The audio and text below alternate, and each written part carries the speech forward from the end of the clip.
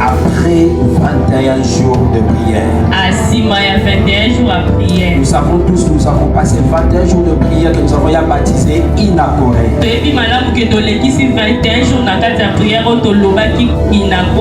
Inakoré qui veut dire la source de celui qui invoque.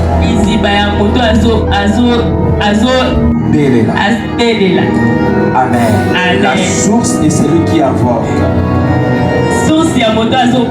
C'est-à-dire, d'une part, il y a une personne qui invoque, et il y a d'une autre part, il y a celui qui est la source de ses invocations.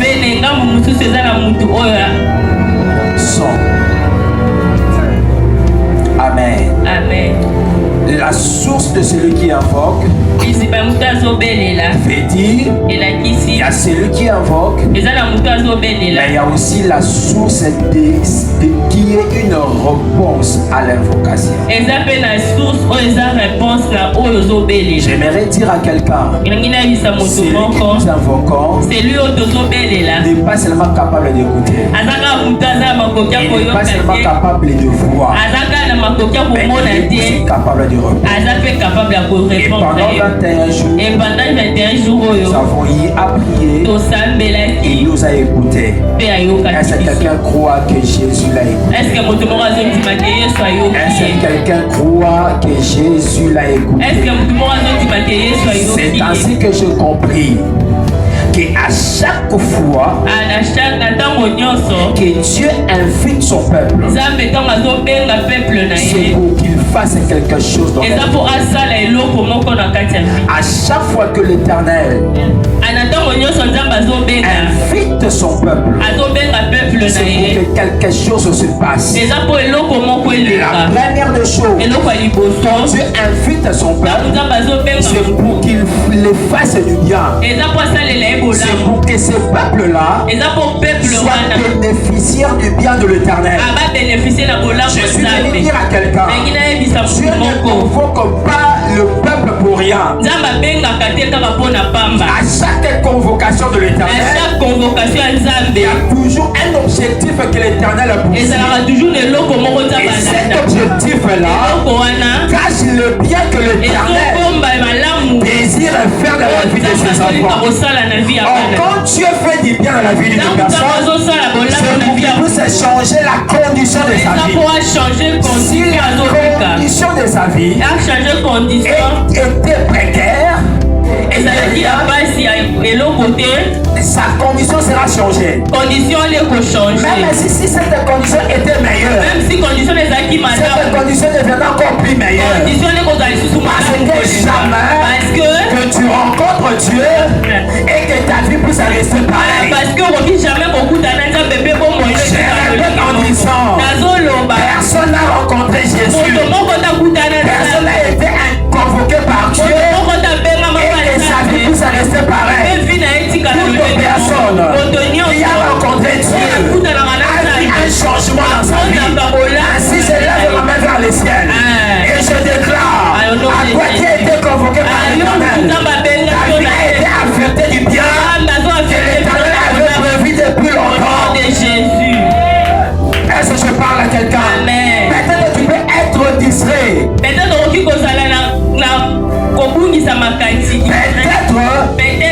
peux être surpris. Mais j'aimerais te rassurer une chose. Ce qui te surprend ne surprend pas Dieu. Parce que dans ce qui te surprend fait partie de ce que le Seigneur avait déjà planifié. Parce qu'il a dit, je connais le projet que j'ai formé pour toi. Même quand tu vis les malheurs, Dieu n'a pas prévu les malheurs pour toi. Oh, est-ce que je parle à quelqu'un? Même quand tu vis des situations compliquées, je vais te rappeler une chose.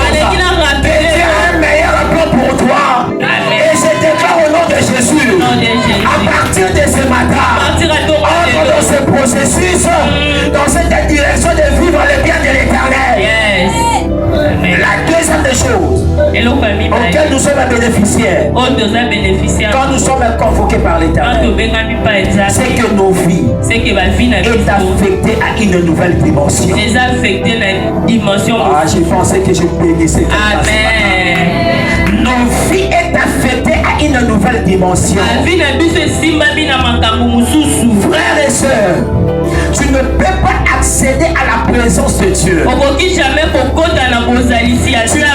pas te tenir au devant de l'Éternel et que ta vie demeure dans une même dimension. Je vais dire à quelqu'un, Pierre était pêcheur de poissons. Mais quand il va rencontrer Jésus, c'est simple pêcheur de poissons. Un homme sans instruction pouvait se tenir devant les Sanhédrins et défendre sa doctrine. Et ces personnes intelligentes puissent se dire, comment ces gens sans instruction peuvent parler avec une telle intelligence? Je vais dire à quelqu'un, personne n'a rencontré Jésus et gardé la même dimension. Je répète en disant, et je l'assiste, personne ne peut rencontrer Jésus et rester la même personne. Je ne refuse pas que tu n'as pas le même diplôme qu'eux, mais Jésus peut être la réponse à tes absences. Oh, je vais dire à quelqu'un, Jésus peut être la récompense à tes retards de la vie. Parce que c'est Pierre-là qui n'était qu'un simple pécheur. Pouvait se tenir un jour devant un boîtier pour lui dire, le Pierre qui péchait, c'est le Pierre qui est au devant de toi. Parce que je n'ai ni or, argent. Parce que quand j'ai péché, je peux avoir l'or, je peux avoir l'argent. Mais maintenant, je ne regrette pas cette dimension. Parce que j'ai une dimension qui est capable de me donner, même quand je n'ai pas l'argent et que je n'ai pas l'or, et dire au boîtier, lève-toi et marche. Je suis venu dire à quelqu'un, Dieu ne te gardera pas dans la même dimension, mais quand tu rencontres Dieu, il va te faire monter dans une autre dimension. Est-ce que ce matin, que l'Éternel te prenne par la main et te change de dimension au nom de Jésus-Christ? Est-ce que je parle à quelqu'un? Non seulement qu'il nous change de dimension. Quand l'Éternel nous convoque, il nous accorde aussi notre part. Je répète en disant, il nous accorde aussi notre part. J'aimerais dire à quelqu'un, autant que l'autre peut avoir sa part d'héritage,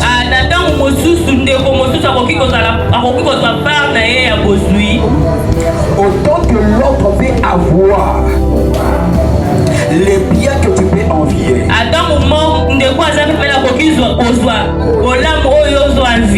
j'aimerais te rassurer, dans le calendrier de Dieu, dans le programme de Dieu, Dieu ne t'a pas oublié. Toi aussi tu as ta part. C'est ainsi que l'Éternel nous invite afin de nous communiquer notre part. J'aimerais dire à quelqu'un, dis à ton voisin, j'ai un héritage, j'ai une part auprès de l'Éternel. Amen. Alléluia. C'est ainsi que je le vois dans la vie de Moïse. Vous verrez que Moïse, l'Éternel va le convoquer dans sa présence. Et Moïse sera victime de voir la bonté de Dieu.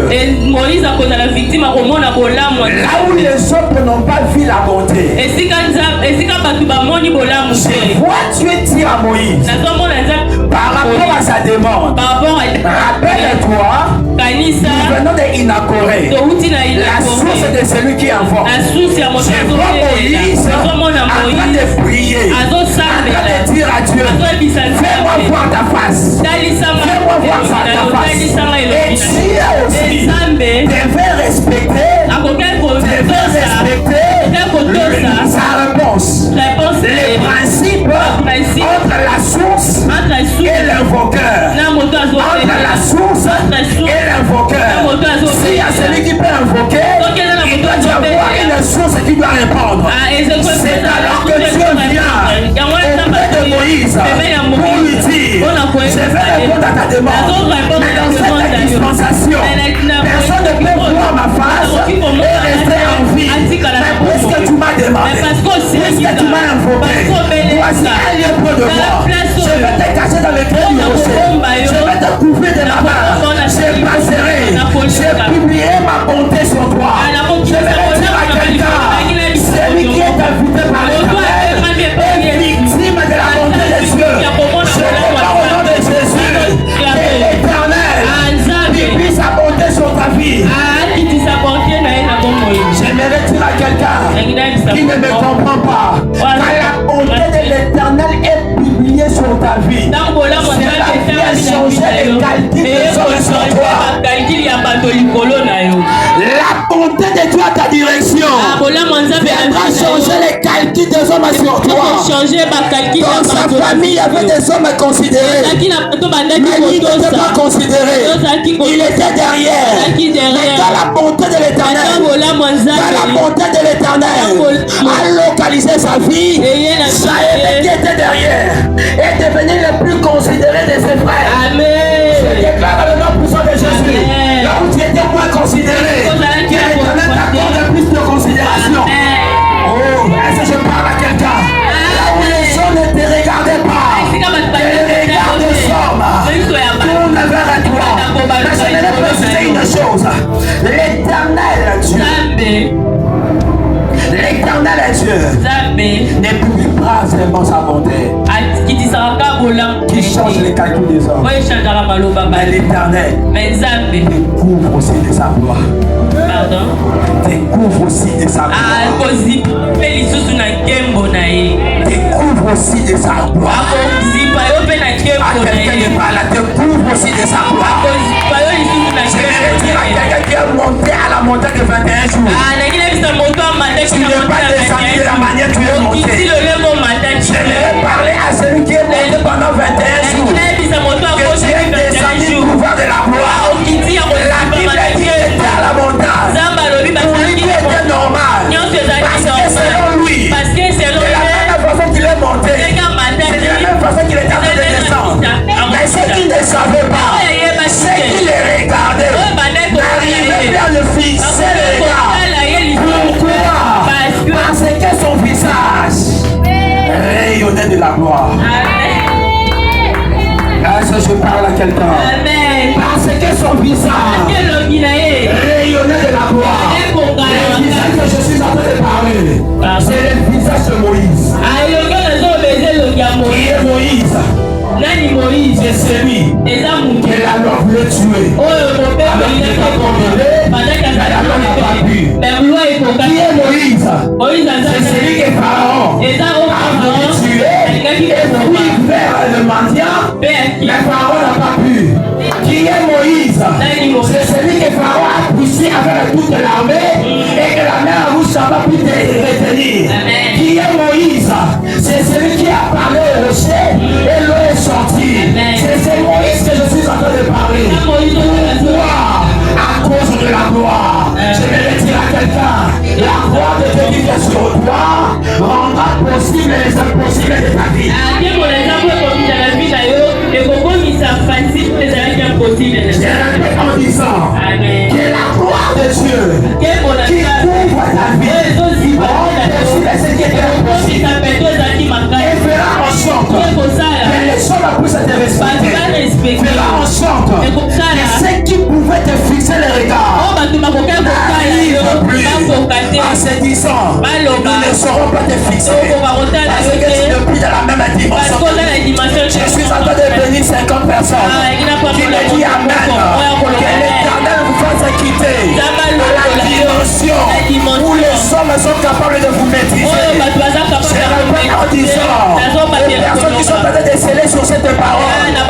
L'Éternel vous fasse quitter dans la dimension maîtrisable et que l'Éternel vous amène dans une dimension où les hommes ne sauront plus vous maîtriser. Quand tu refuses de me dire Amen, Jacob me dit Amen. Jacob me dit, je suis sorti de la maison de Laban en fuite.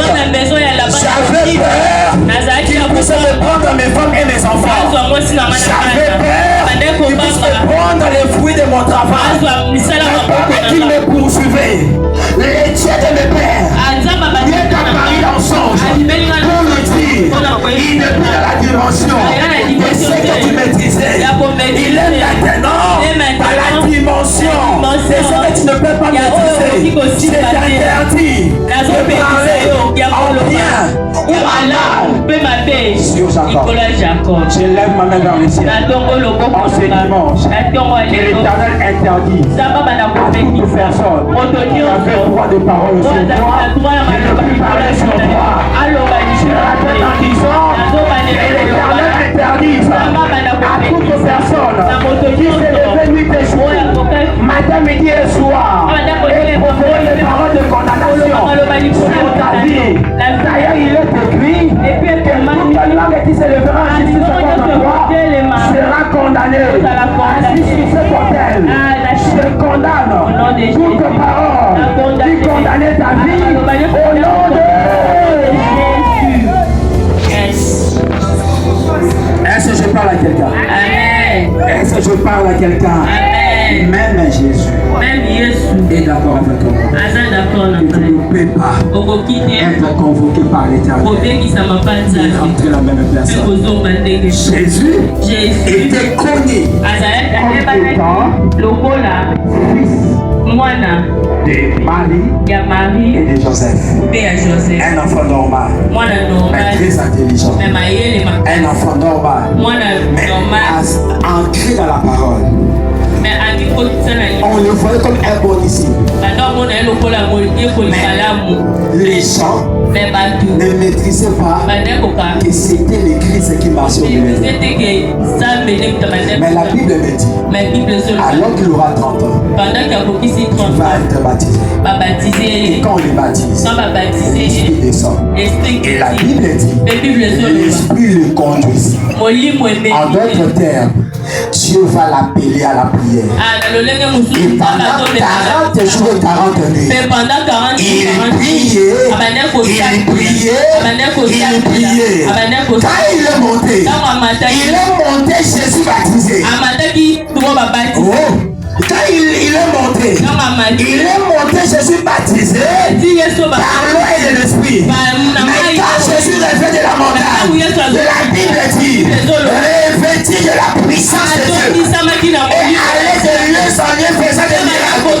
C'est-à-dire celui-là qui était normal, connu normal, après la montagne, il est devenu l'homme puissant. Je déclare l'homme puissant de Jésus. Tu pouvais être normal hier, mais à partir d'aujourd'hui, que Dieu t'amène dans une autre dimension. Je dis que Dieu t'amène dans une autre dimension.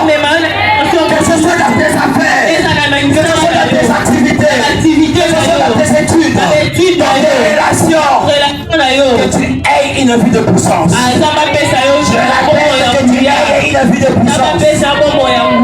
Mais que tu aies une vie de puissance. Que tu aies une vie qui est affectée par la présence de Dieu. Qui t'amène à une nouvelle dimension. Mais au même moment, ce qui est acquis, ce qui est acquis, tu peux aussi être ravi par ta propre faute. Ce qui t'est acquis, tu peux aussi les perdre par ta propre faute. Tu peux autant dire Amen. Tu peux autant croire à la promesse. Tu peux autant être certain que le Seigneur t'a donné et les témoigner. Quand nous venons d'écouter des témoignages où des femmes pendant 10 mois, elles ne voyaient pas se masquer. Mais par la prière, quelque chose se déclenche. Amen. Ou des femmes enceintes, on a mis des problèmes de respiration. Mais par la prière, la restauration, on témoigne. Mais tu peux aussi te perdre et retourner dans la même situation. Non pas parce que Dieu l'a prévu, mais parce qu'il n'était pas vigilant pour garder la dimension que l'Éternel t'a donnée. C'est bien d'avoir, mais c'est mieux de garder. C'est bien de connaître, c'est plus mieux d'appliquer. C'est bien de voir, mais c'est plus mieux de poursuivre pour atteindre. J'aimerais dire à quelqu'un, ne t'arrête pas de voir, poursuivre pour atteindre. Ne reçois pas seulement, garde aussi. C'est ainsi que j'ai dit que ce qui t'est acquis, tu peux aussi le perdre par ta faute. Ainsi, quand nous lisons le livre de Jérémie, dans son chapitre 17, le verset 4, permettez-moi de le lire. Amen. Amen. Jérémie 17, verset 4. La Bible dit ceci. Tu perdras par ta faute l'héritage que je t'avais donné. Je te servirai à ton ennemi dans un pays que tu ne connais pas. Je le lis dans la version Martha. Et toi et ceux qui sont avec toi, vous laisserez vacant l'héritage que je t'avais donné. Parole du Seigneur. Tu peux te rasseoir. Ici, c'est l'Éternel qui est en train de parler aux enfants d'Israël. Par la bouche du prophète Jérémie. Il est en train de parler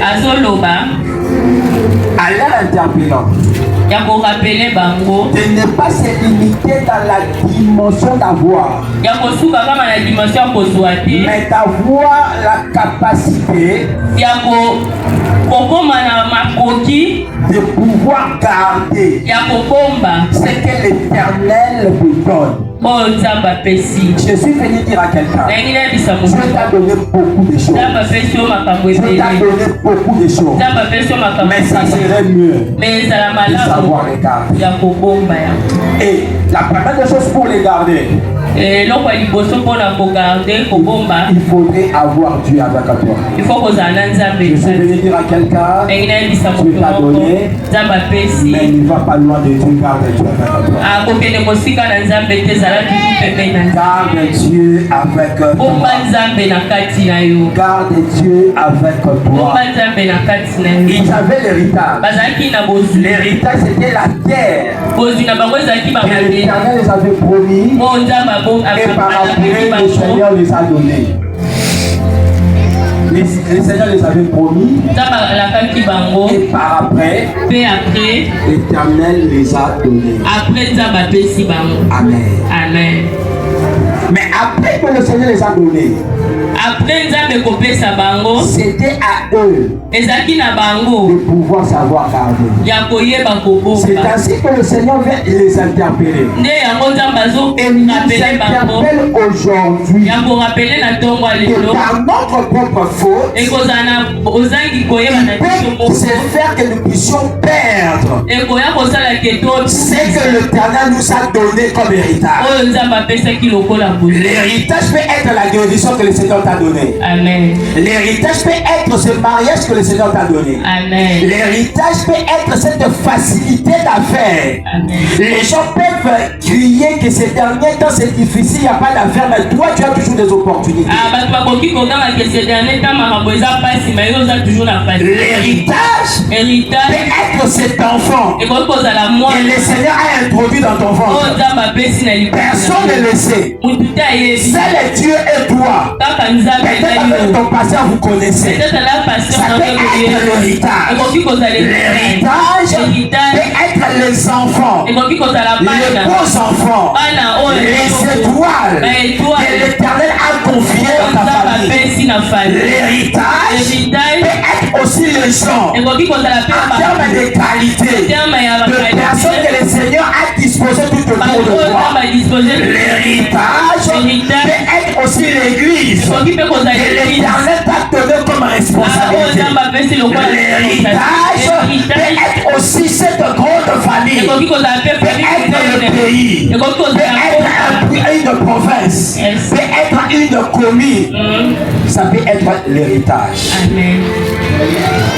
Mais cet héritage-là, si tu ne sais pas les garder, tu le dis, tu le perdras. Peu importe tout ce que tu as déclaré, peu importe tout ce que le Seigneur t'a donné, si tu ne sais pas les garder, tu peux les perdre.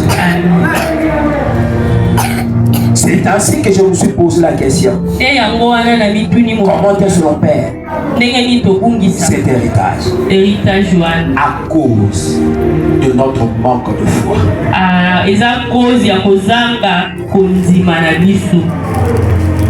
Ce n'est pas parce que les choses tardent que cela n'existe pas. Quelqu'un m'a compris? Amen. Ce n'est pas parce que les choses tardent que cela n'existe pas. Ce sont tes yeux qui voient que ça tarde. Mais les yeux de l'Éternel voient que la prophétie est en train de courir sur son chemin. C'est ainsi que je suis venu dire à quelqu'un qui s'attend qu'après 21 jours, automatiquement, j'aimerais dire à quelqu'un ce que tu veux voir, et tu le verras. Il y a d'autres, tu le verras dans quelques jours. Il y a d'autres, tu le verras dans 5 jours. Il y a d'autres, tu le verras dans 9 mois. Mais j'aimerais te dire, la foi te fera garder l'héritage que le Seigneur t'a donné. C'est comme quand on a fini 21 jours. Je sors et je rentre, je vois ma fille en train de causer au téléphone. Ah, copie emploi. Mais peut-être yo nalo au témoigner mais il est jamais de Robika. Nanaï bisa mutumo lo moko ya malamu que konzima de kubatela onzambe apesi. Amen. C'est lui qui n'a pas la foi. Celui qui n'a pas la foi, c'est celui qui murmure à tout moment. À moins d'un problème, il murmure. À moins de difficulté, il murmure. À moins de complications, il murmure. Il a la facilité de douter. Il n'est pas confiant. J'aimerais dire à quelqu'un en cette nouvelle saison que l'Éternel nous a fait entrer. Ne perds pas ta foi. Enlève les doutes. Mets ta confiance en Dieu. Car la Bible dit, mettons notre confiance en Dieu. Et il a agi. Amen. La deuxième des choses qui démontre que tu peux perdre de ton héritage, c'est la manque des principes fixés par Dieu liés à ta terre. Pour respecter ma principe au nzambe atieli yo pona mabele na yo. Amen. Mabela motu mususu te. Mabele na yo. Quand nous sommes ma belé, et nous avons ma promesse na yo esa ma belé. Lipamboli na yo esa ma belé. Musala na yo esa ma belé. Bana na yo baza ma belé. Nyonso oyo eza héritage no eza mabele. Et par rapport ya mabele wana, Nzambe mpe atie makambo lokola principe soko respecter yango garder yango. Mais c'est que Dieu ne peut pas bénir une personne parfois dans notre section peut-être pour interpréter bien. Amoki kope sa biso lipamboli te na nzela etengama tengama. C'est-à-dire, Dieu ne peut pas emprunter les moyens des hommes pour se faire un Dieu dans ta vie.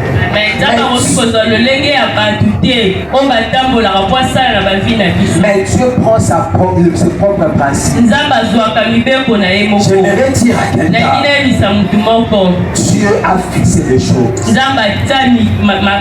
Dieu ne te dit pas seulement qu'il te bénit. Mais quand il te dit je te bénis, il te dira aussi à cause de cette bénédiction marche de telle façon, de telle façon, de telle façon. Que cette bénédiction demeure.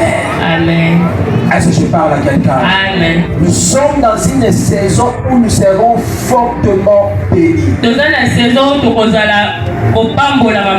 vois des entreprises de enfants de Dieu enseignés en train de fleurir. Mais l'Éternel me dit que ta terre, est-ce que tu respectes ces principes? Si tu ne respectes pas tes principes, rassure-toi que c'est par ta propre faute. Nzamba yebisi na opeso libala tijie na ye aza toujours na 5 têtes tuna siko nzambe asa lotion na 5 têtes to yo desengeli o respecter principe ya kozima même kotika la yo moko to kala mutu moko pour que promesse soit salini ekokisama. C'est par ta propre faute que tu perds. Nzamba yebisi yo kamopambolo makasi yo lobi bona sunga nzambe na kota kikuluna na kikuluna so kotula batu biloko so so mbongo batu mbongo so kabula mbongo so yeba te que porte accuser ça liboso na yo. C'est par ta propre faute que tu perdras ce qui est à toi.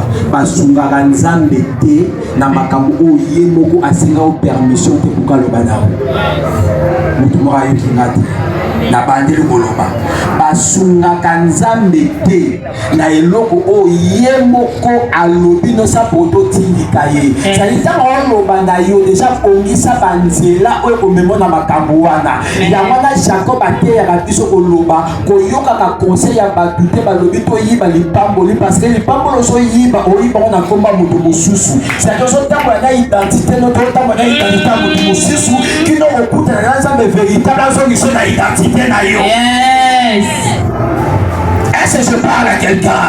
Dis à ton voisin, reste dans ton identité. Même si ça tarde, reste dans ton identité. Même si tu souffres, reste dans ton identité.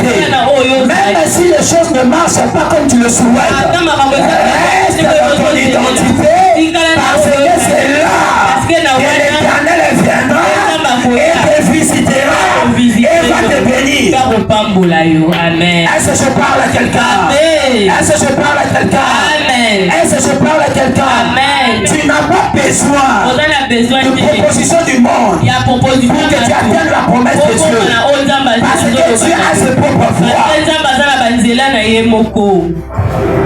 La dernière des choses qui peut faire que tu perds ce qui est à toi, c'est quand Dieu n'est plus une priorité, mais devient un complément. Quand Dieu n'est plus une priorité, mais devient un complément. Enfant de Dieu, j'aimerais nous rassurer une chose.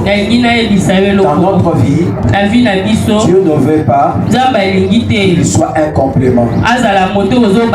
C'est lui qu'on vient penser après. Mais Dieu veut être celui qui commence toutes choses, qui est au milieu de toutes choses, qui sera à la fin de toutes choses. Est-ce que je parle à quelqu'un? Amen. Est-ce que je parle à quelqu'un? Amen. Dans tout ce que le Seigneur te donne, tu dois être le premier. Il faut être au milieu. Pourquoi beaucoup de choses ne continuent pas? Parce que ça a commencé avec Dieu. Et là où on a commencé avec Dieu, on l'a laissé là, on est parti. Et quand on se souvient qu'on est en face d'une réalité, c'est alors qu'on se rappelle de Dieu et on l'appelle comme un complément.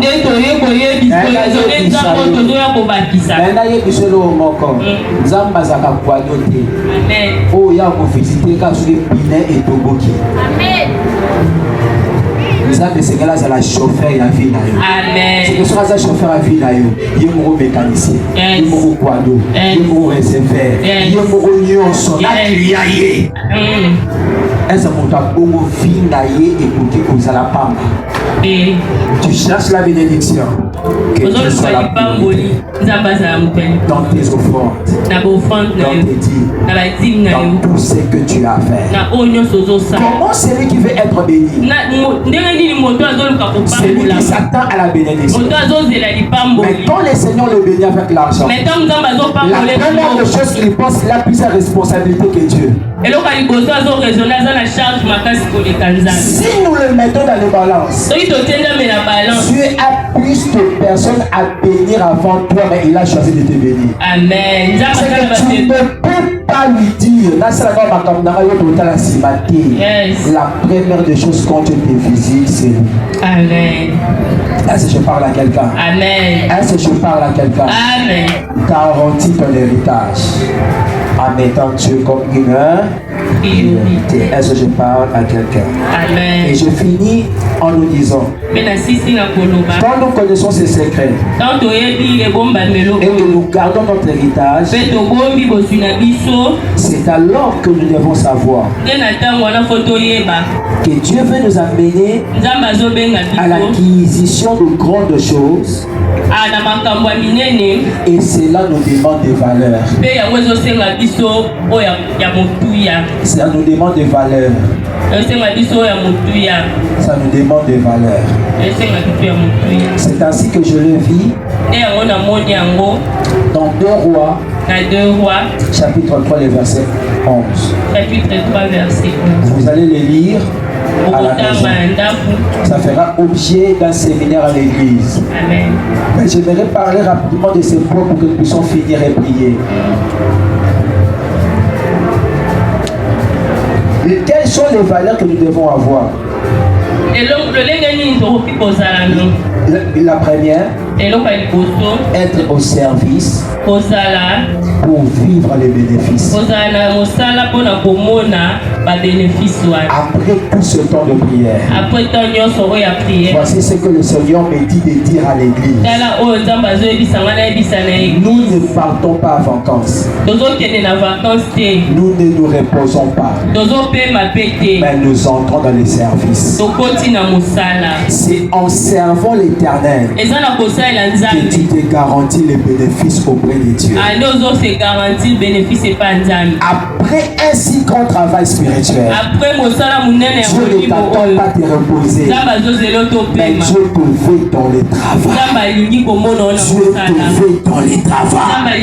Dieu te veut que tu te donnes au service. Même toi qui as fait certains jours de prière, nous sommes dans une autre saison. Et dans la saison que nous entrons, Dieu veut voir chacun de nous à son poste en train de servir pour se garantir un bénéfice. Si